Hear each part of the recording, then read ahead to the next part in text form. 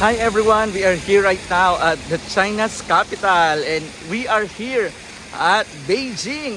So in Beijing, it is the capital of China where the government seated here, and it's really one of the most powerful city here in the nation of China. It's really big, it's really huge, and it's really influential. And there you will be able to see here the Great Wall of China, and you will be able to see as well the most populated cities in the world. So what are you waiting for? Come and join us. You're gonna see an ancient cities, a lot of food, streets and everything that you will be able to take a look at. And it's really amazing because Beijing is one of the tourist destinations in the world. So come and join us next time. It's really beautiful.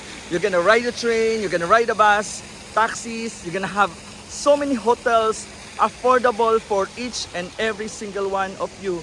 So remember everyone, it's always possible to travel around the world only through the power of God. See you here in Beijing, the capital of China. Bye!